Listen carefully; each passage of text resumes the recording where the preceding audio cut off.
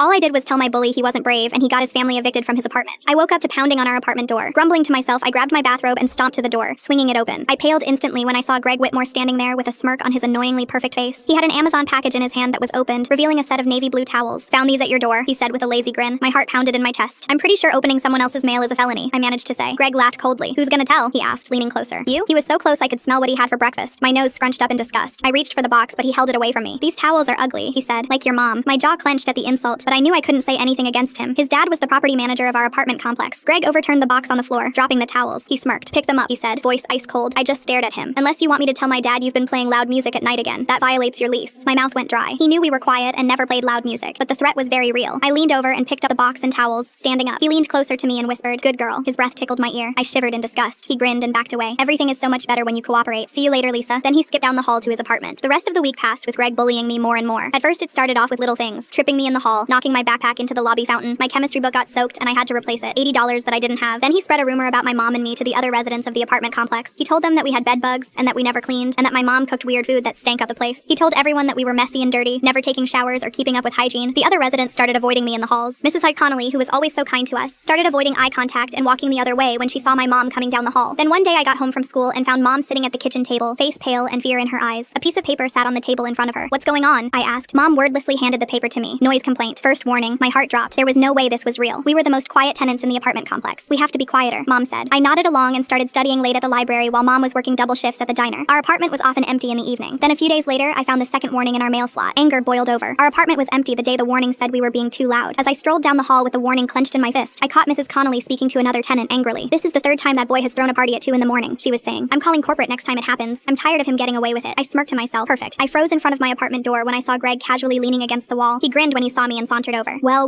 he said. "How do you like the noise complaints?" I glared at him. "They're fake," I snapped. He shrugged and smirked. "You can't prove that," he replied. I shook my head as an idea formed. I sighed. "I heard you've been throwing parties," I said with a small headshake. "And you've been getting away with it." Greg puffed up his chest. "Yeah, so," he said. I shrugged. "I don't think you have the guts to throw another party," I said. "Your dad is gonna be gone on Friday, right? Some corporate meetings. I overheard people talking about it. I bet you aren't brave enough to throw a party when he's gone." I flashed him a bright smile and turned to enter my apartment. He slammed his hand down on my door and sneered at me. "You'll see. I'll throw a party, and you aren't invited." "I wouldn't come even if my apartment was on fire," I snarled back, shoving his arm off my door. I slipped inside my apartment and slammed the door in his face. Then I grinned. Friday arrived, and I was in my room when I heard the bass of loud music coming from his apartment. It was so loud the walls were shaking. I cracked my door open and watched Mrs. Connolly open her apartment, muttering about loud music and corporate. It didn't take long for an official-looking woman to march down the hall and bang on his apartment door. Karma was swift. Greg's face was red with embarrassment and anger when the woman told him he would have 30 days to vacate the apartment because of all the noise complaints against him. "But there haven't been any noise complaints," he protested. "My dad made sure of it." He froze after realizing what he just said. "I'll be making a note of that too," the woman said coolly. "Your dad will be lucky if he keeps his job." I closed my apartment door and grinned. He was done.